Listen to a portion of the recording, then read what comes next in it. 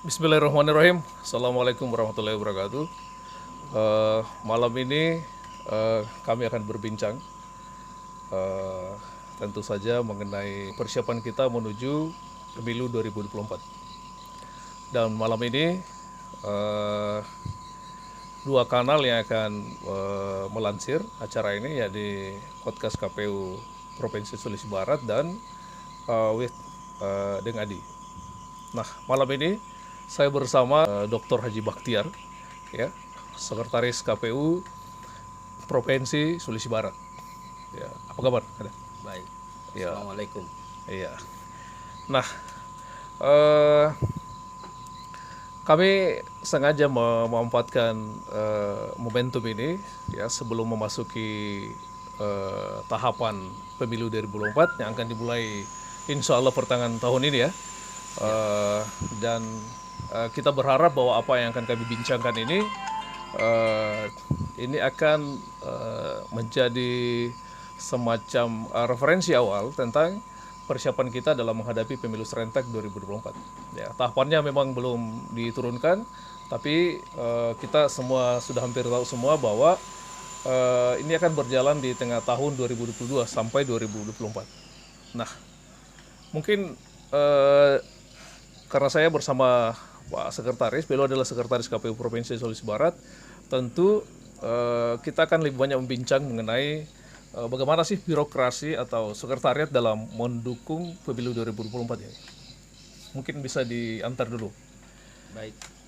Terima kasih Deng Adi.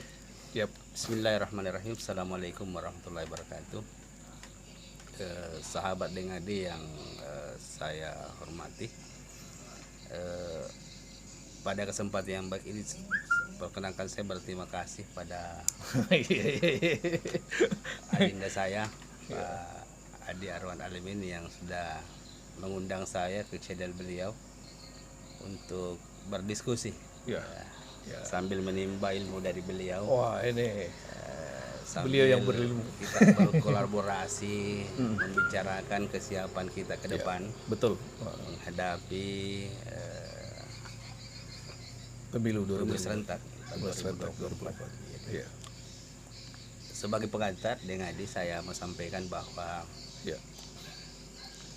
selaku sekretaris tentu bagian dari KPU Provinsi Sulawesi Barat. Ya. Jadi sekretaris sesuai tugas dan fungsinya adalah membantu Ya. Bapak Ibu Komisioner, dalam hal ini anggota KPU Provinsi Sulawesi Barat, dalam melaksanakan tugas dan fungsinya Ya. dalam memasuki Tahapan, tahapan-tahapan ya. baik pemilihan legislatif, Ya. pilpres maupun pemilu kada, Ya. khususnya dalam Yang serentak gitu ya. serentak 2024. Ya. Nah. Kami ini satu tim. Jadi Ya. kalau ada pendapat di luar mengatakan bahwa KPU itu dua kamar, itu tidak benar, Ya. Ya. karena kami ini adalah satu tim, tidak bisa dipisahkan satu sama Ya. lain, Ya. saling membantu, saling menjaga, dan saling memotivasi, Ya, betul sekali. berkolaborasi. Ya. Jadi istilah pimpinan kita di pusat adalah bersinergi Bersinergi. dan solid. Solid. Jadi sinergitas dan Ya. soliditas. Itu kata kunci, ya. Kata kunci. Sinergi, sinergitas solid. dan Iya. soliditas. Ah. Ya.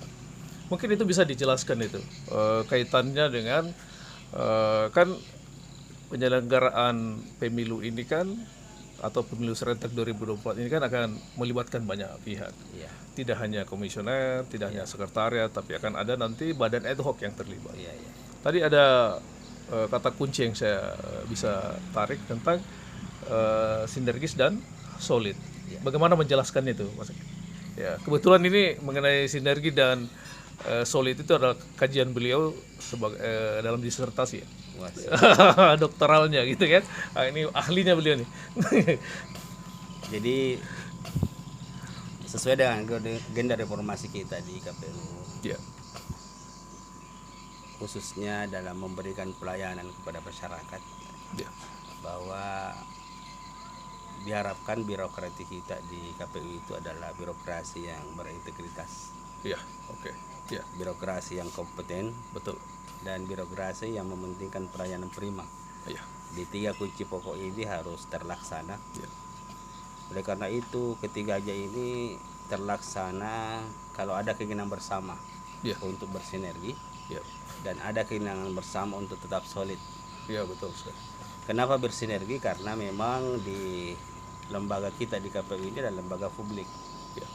yang tentu banyak stakeholder yang terlibat, Ya, betul sekali. sehingga diharapkan bahwa semua stakeholder ini terlibat dan bertanggung jawab terhadap suksesnya pilkada khususnya di 2024. Ya, betul. Untuk bersinergi tentu harus solid dulu di dalam. Ya. Jadi di KPU diharapkan mulai dari tingkat pusat sampai daerah diharapkan solid Ya. antara komisioner dalam hal ini anggota KPU dengan sekretariat. Sekretariat. Jadi, di Provinsi Sulawesi Barat khususnya itu saya sebagai sekretariat Ya. yang berfungsi untuk memberikan fasilitasi dan membantu Bapak Ibu komisioner Ya. dalam pelaksanaan tugas pokok dan fungsinya. Saya bersama pasukan Ya, ya, ya, ya. sekitar 139 orang, Di 7 satker itu ya? 7 satker. 7 satker, Jadi ya. kami di provinsi 31 orang, Iya, kemudian di masing-masing satker 17 orang. 17 orang. Ya. Jadi kami bersama teman-teman satker sudah sepakat bahwa seluruh program-program dan kegiatan yang direncanakan oleh teman-teman komisioner itu mesti dan harus terfasilitasi dengan baik. Iya. Tentu dengan pelibatan seluruh stakeholder yang ada. Iya. Jadi oleh karena itu sinergi dan solid ini kata kunci, Kata kunci. tidak bisa ditawar-tawar. Iya. Jadi kalau memang kita ingin sukses harus bersinergi dengan seluruh stakeholder dan kita di KPU sendiri harus solid. Iya. Solid dalam arti antara anggota KPU dengan sekretariatnya. Solid antara kabupaten dan provinsi. Termasuk di tingkat pusat. Jadi koordinasi, kemudian supervisi, dan konsultasi tetap harus jalan. Apa ya? Ya, harus Jalankan, berimbang ya. Kemudian Pak Sekretaris ini kan doktoral di bidang itu ya. Siap. Ya. Bagaimana memandang mengenai paradigma birokrasi saat ini dengan persiapan kita menghadapi pemilu serentak gitu? Apa yang telah ditanamkan kepada teman-teman sekretariat khususnya ya? Karena bagaimanapun secara teknis mereka akan bekerja luar biasa ini di 2024. Iya. Secara kuantitas jumlah pegawai kita memang masih kurang. Masih kurang. Oleh karena itu dibutuhkan memang tenaga-tenaga pendukung yang harus kita rekrut dari tenaga ahli dan yang bisa memberikan kontribusi untuk mengisi kekosongan-kekosongan di kuantitas jumlah dari seluruh ASN kita. Namun demikian dari sisi kualitas tidak bisa dipungkiri bahwa banyak prestasi-prestasi yang diperlihatkan teman-teman kita khususnya di kabupaten terkait dengan hasil dan evaluasi pemilu pilkada kemarin tahun 2020 yang penuh dengan suka duka di tengah pandemi dan juga di tengah bencana bencana gempa 1 tahun yang lalu. Jadi, alhamdulillah kita bisa memperlihatkan kepada pimpinan kita di tingkat pusat bahwa kita bisa berprestasi. Tentu dengan catatan-catatan yang perlu kita pahami bersama bahwa catatan-catatan ini masih dalam koridor yang bisa dievaluasi, bisa dipertanggungjawabkan dan bisa diperbaiki. Secara manusiawi memang ada titik-titik lemah pada kabupaten-kabupaten tertentu. Ini menjadi bahan evaluasi dan ini bisa menjadi kompetisi antara teman-teman kabupaten untuk membuat best practice dan sebagainya.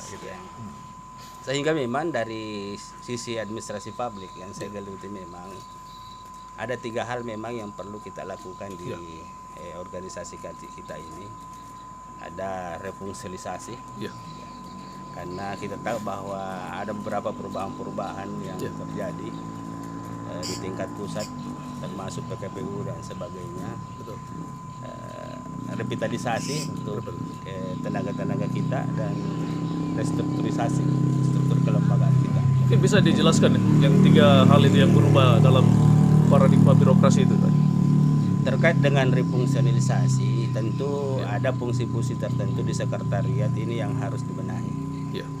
tata laksana, termasuk hubungan hierarki antara kabupaten dan provinsi terhadap pusat.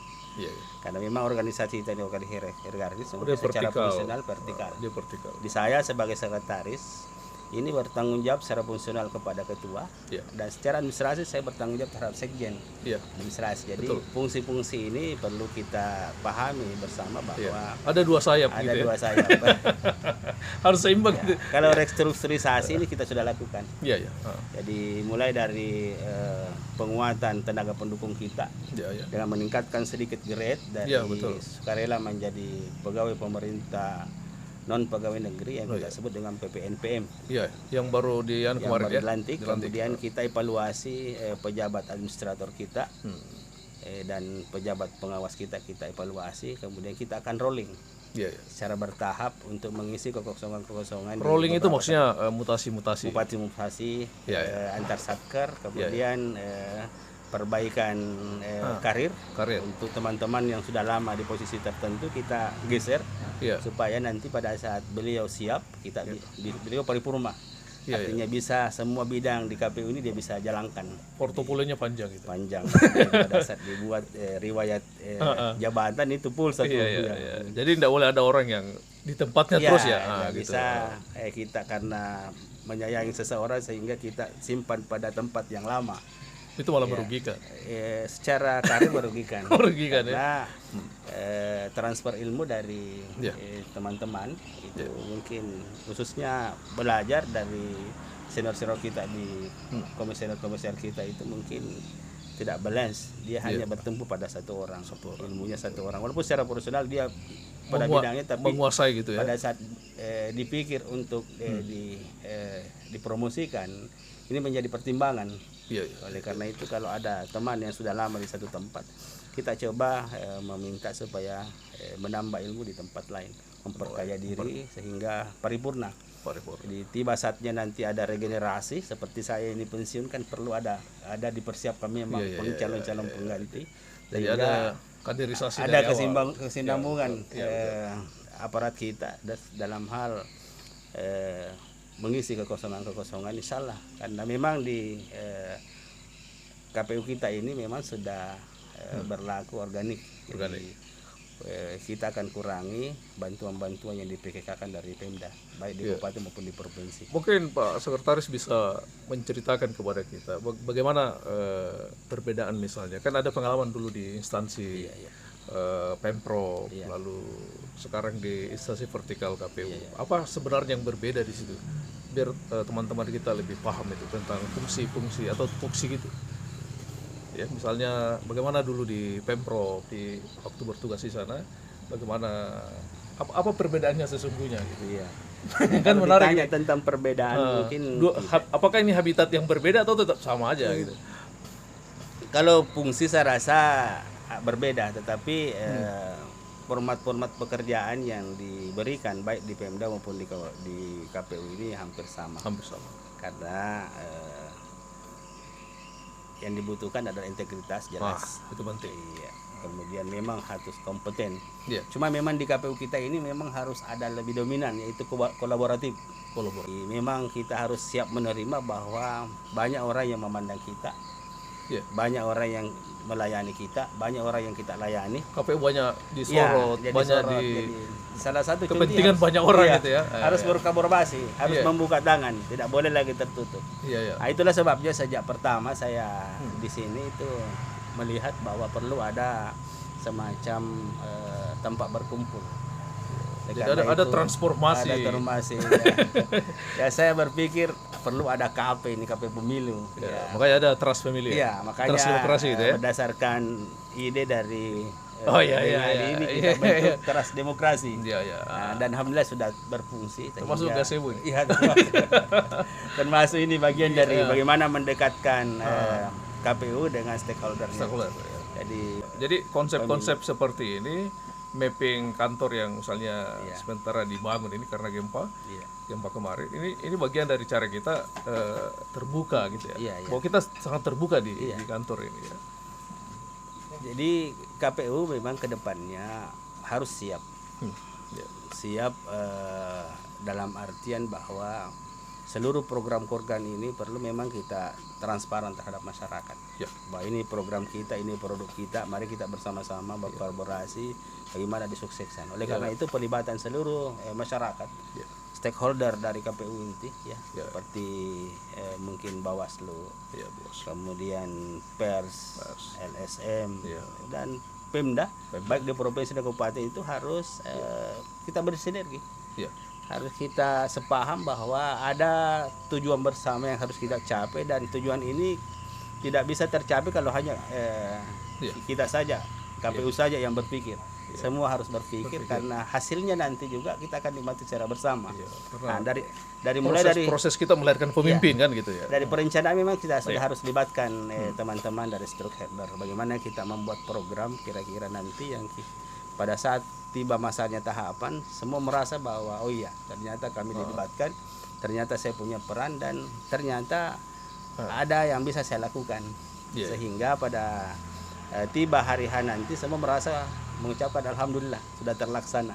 Jadi jangan cuma kami alhamdulillah, tapi semua masyarakat stakeholder alhamdulillah sudah terlaksana. Itu berarti bahwa semua menikmati hasil, semua bertanggung jawab terhadap hasil, dan pasti insya Allah terpilih pemimpin yang ideal, baik legislatif maupun pemimpin tingkat pusat sampai di daerah. Itu harapan kita mungkin Pak dengan Ada menarik juga ini Pak Sek. Kemarin kan ada pandemi hampir 2 tahun ini. Apakah itu memang mempengaruhi kinerja? Kalau dari sisi teknis karena KPU kan hampir semua kegiatan-kegiatan itu melibatkan masyarakat. Melibatkan orang. Dengan adanya pengurangan personil, peserta, kemudian online distribusi, kemudian refocusing itu membuat memang kita harus jadi melihat. Cuma memang ada hal-hal positif yang kita rasakan di KPU ini pandemi, karena kita mulai berpikir ternyata IT ini penting. IT ini penting. Ada hikmah lain gitu ya. Ternyata kita tertantang untuk memanfaatkan IT. Jadi mulai dari sistem kepegawaian kita, absensi, kemudian pertemuan dengan seluruh stakeholder itu hampir semua kita lakukan 2 tahun terakhir ini kan menggunakan IT. Dan hampir kita semua sudah akrab dengan IT. Andai kan mungkin pandemi tidak ada, mungkin kita tidak terbiasa, akan lambat. Jadi kita selalu terfokus bagaimana kita tatap muka, face to face. Dan ternyata kalau kita pikir, walaupun pandemi nanti hilang, ini perlu kita tetap kita lanjutkan kita karena perlu efisiensi anggaran memang. Efisiensi anggaran juga terbantu. Jadi ada revisi-revisi tertentu yang kita lakukan terhadap program-program yang betul-betul bermanfaat untuk kita. Bisa di-zoom-kan. Bisa diminimalisir biaya. Jadi sekarang itu dengan ini 200.000 tidak bisa laksanakan kegiatan. Ya apalagi kita teman-teman di KPU kan banyak yang narasumber memang yang kompeten dan siap untuk memberikan ilmunya dan tidak dibayar. Itu kehebatan kita. Mulai dari pusat sampai di daerah. Jadi kita memang harus pandai-pandai memanfaatkan momentum ini, dan saya rasa dengan pandemi ini kita perlu bersyukur. Bahkan ini bagian dari pembelajaran dari kita harus siap. Jadi mempercepat kita dalam menggunakan IT secara secara optimal gitu ya.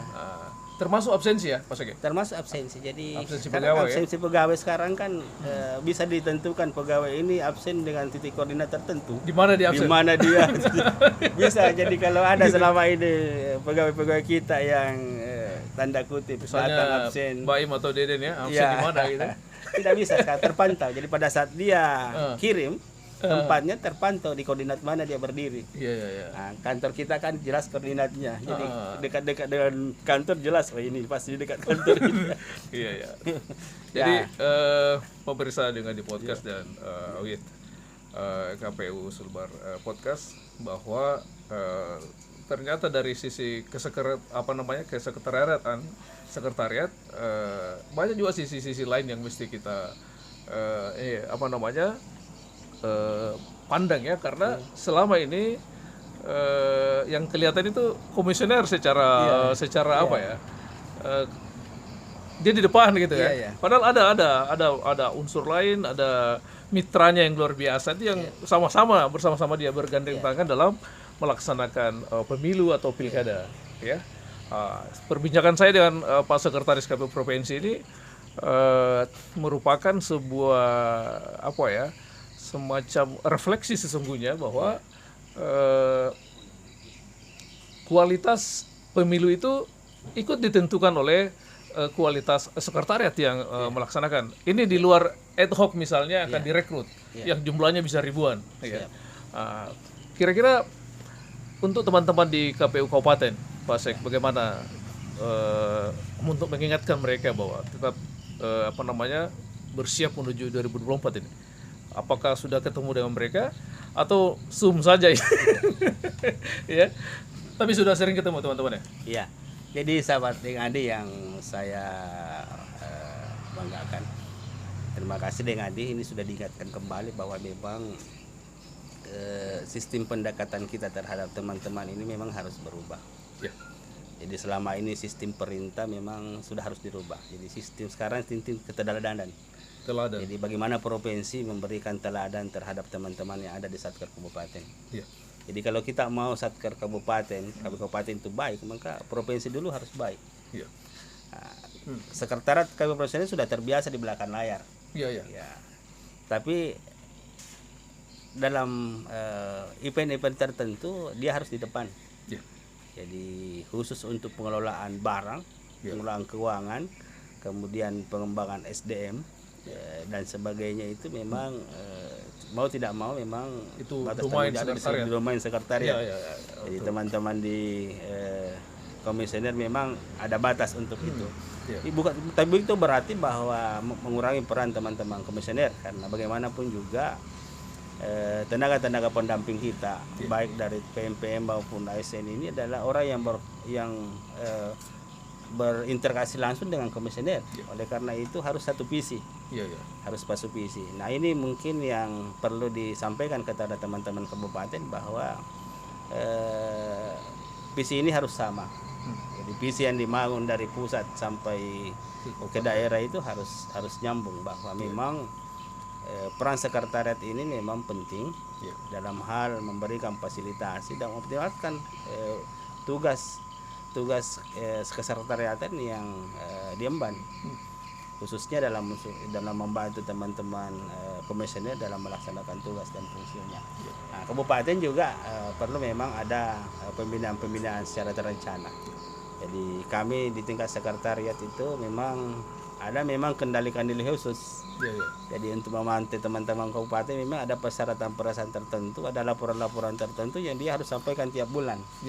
Baik dari pengembangan SDM-nya, pengelolaan barangnya maupun realisasi anggaran yang dia lakukan, sehingga kita bisa pantau daerah-daerah mana yang agak lambat misalnya dalam pengelolaan keuangannya, daerah-daerah mana lama dari SDM-nya. Itu berkaitan dengan pengendalian ya? Iya. Kan di sekretariat ada perencanaan, ada pengembangan SDM, lalu itu tadi ya, pengendalian yang akhir-akhir ini sering kita bahas dengan istilah kartu kendali itu. Iya. Mungkin seperti itu ya anunya ya.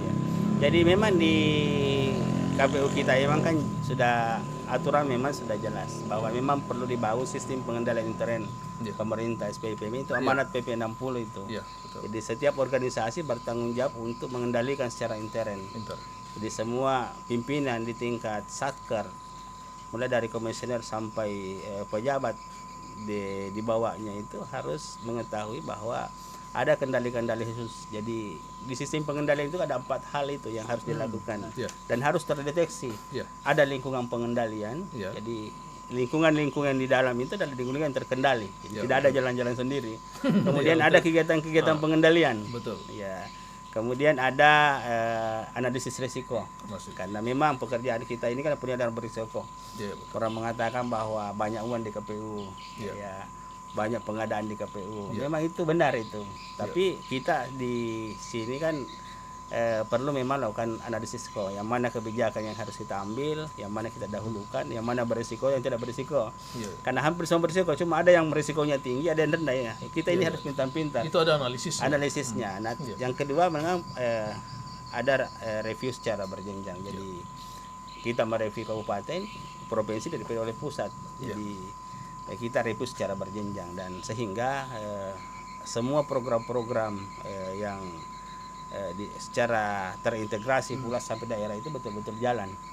Karena memang ada program-program tertentu memang yang seluruh Indonesia harus sama, harus seragam, dan ini tidak boleh berbeda, harus satu perintah, satu komando, dan hasil yang diharapkan itu harus sama. Ada perlakuan KPI itu kan hierarki dia. Ya, secara hierarki. Jadi nggak boleh ada instansi atau satuan satker yang bergerak jalan-jalan sendiri, kan nggak boleh kan? Ada. Bagaimana Pak Sekretaris menegaskan itu ke kabupaten, ke teman-teman sekretariat di bawah?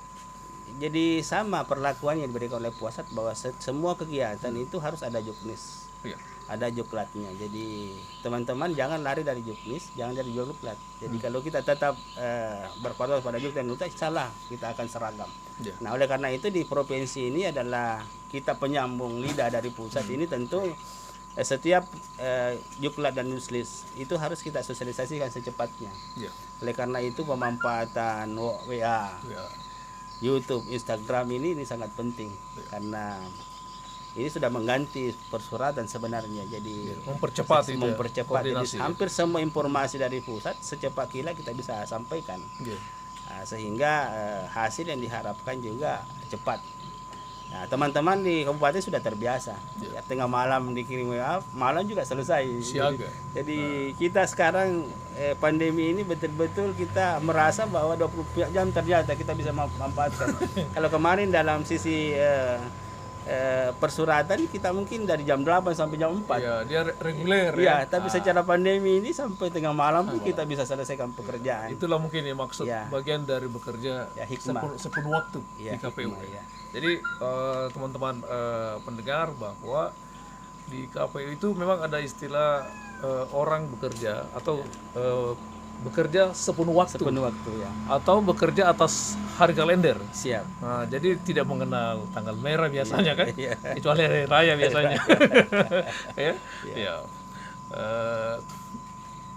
Mungkin ada yang mau lagi disampaikan untuk teman-teman. Untuk sahabat Dengadi, kami dari Sekretariat KPU ini terdiri dari ASN dan PPM PNI bertekad untuk mengoptimalkan tugas-tugas kami. Oleh karena itu ke depan kita akan membuat nota kesepahaman, membuat MOU ya. Tadi kami sudah diundang oleh BPSDM Provinsi Sulawesi Barat, Pak Dr. Yakub. Kami sudah menyampaikan visi misi KPU dan beliau tertarik untuk pengembangan SDM ke depan perlu pelibatan tenaga-tenaga media suara yang ada di Pemprov. Mantap. Untuk memberikan pembekalan kepada seluruh ASN kita dari sisi perbaikan kompetensi, kemudian pengembangan integritas, kemudian terakhir itu bagaimana berkolaborasi, bagaimana melaksanakan pekerjaan dengan seni. Jadi saya rasa BPSDM Sulbar ini sudah bertekad untuk membantu kita, dan misalnya kita akan bangun lagi kerjasama lain termasuk aparat hukum. Kita coba libatkan dari sisi pengawasan, bagaimana kita dikawal baik dari sisi hukum supaya teman-teman tidak melanggar. Karena orang berbuat kesalahan kan dengan dia ada 3 itu. Jadi dia melakukan kesalahan karena memang dia tidak tahu. Makanya orang harus dikasih tahu. Jadi yang kedua, orang melakukan kesalahan karena orang lain juga melakukan kesalahan. Nah, makanya sistem harus diperbaiki. Betul. Nah, ada juga orang memang yang ada niat itikat buruk memang dalam hatinya, ada kebiasaan buruk. Nah, ini ke depan kita akan bekerja sama dengan BPKP khususnya dalam mitigasi risiko, sehingga seluruh risiko yang kita lakukan khususnya dalam pengadaan barang dan jasa itu secara awal BPKP bisa memberikan warning kepada kita sambil kita berkonsultasi dengan inspektorat kita di pusat. Jadi tentu dengan perpanjangan tangan dari BPKP dalam hal ini pengaruh internal di daerah kita ini bisa lebih awal memberikan warning kepada teman-teman. Ada peringatan dini bahwa sekaligus bisa menjadi tempat consulting.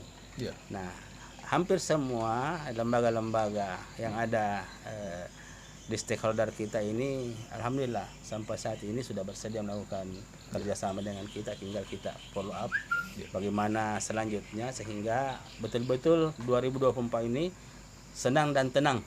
Iya. Jadi kita Itu yang senang, penting. jadi pada saat kita melaksanakan kita dalam perasaan senang, kemudian setelah pelaksanaan pasca pemilu pilkada itu sudah Semuanya tenang. tenang. Tidak ada. Yang kedua di samping senang dan tenang harus aman dan nyaman. Nyaman.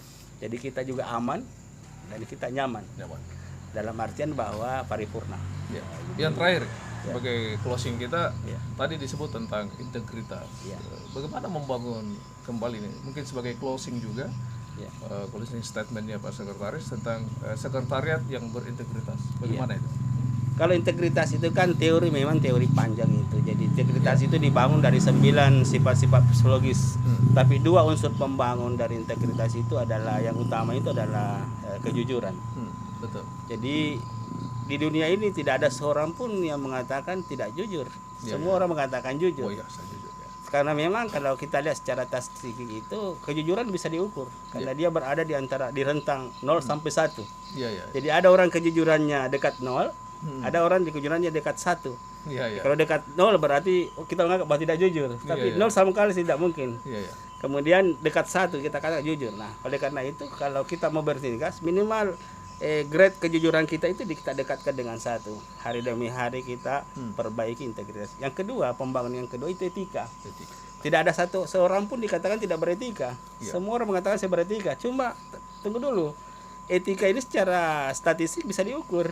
Karena etika ini berada di rentang 0 sampai 1. Ada orang yang etikanya dekat 0, ada orang yang etika dekat 1 ya. Oleh karena itu etika ini memang perlu di-upgrade. Nah, ke depan mungkin kita mengharapkan teman-teman seluruh yang terlibat, mari kita menghargai diri masing-masing. Jadi kita berintegritas di masing-masing diri kita. Diri sendiri. Ya karena integritas itu bisa diwariskan itu dengan adik. Iya. Jadi kalau kita mau adik-adik kita, anak-anak kita berintegritas, kita dulu harus berintegritas. Iya. Betul sekali. Ke depan memang integritas ini penting. Jadi kalau mau mewariskan sesuatu kepada anak kita, kalau dulu kan mewariskan harta. Iya. Sekarang integritas. Wariskan ilmu, integritas. Ya, sekarang yang penting integritas. Wariskan anak-anak kita integritas yang baik, contoh yang baik. Oleh karena itu di provinsi ini misi yang saya berikan kepada teman-teman, kita mulai dari diri sendiri dulu. Kita perbaiki integritas kita mulai dari diri sendiri. Kalau orang melihat bahwa seperti ini, orang akan mengikuti. Dengan kata lain bahwa kalau orang lain mau baik, kita harus baik dulu. Nah, ini mungkin kebaikan satu orang itu akan menyebar ke orang lain. Jadi di radius kita ini orang merasa aman, tenang, tenteram. Yang pembangunnya tadi itu integritas. Jadi ada spektrum. Ada spektrum. Jadi kejujuran harus kita miliki, etika harus kita bangun. Kalau 2 ini membangun ini bisa lah integritas ini secara pribadi dan secara institusi bisa kita pertanggungjawabkan. Ya, mantap sekali. Kita tidak hanya bicara mengenai soal sekretariat, tapi yang terakhir tadi ini adalah tentang nilai-nilai filosofi. Dan itulah yang membangun setiap orang. Ya, terima kasih Pak Sek sudah hadir di 2 kanal ini ya, di KPU Podcast Sulawesi Barat dan dengan jadi yang dikatakan beliau tadi itu kolaborasi. Apa yang kita lakukan malam ini adalah kolaborasi menuju pemilu 2024. Terima kasih. Assalamualaikum warahmatullahi wabarakatuh. Waalaikumsalam warahmatullahi wabarakatuh.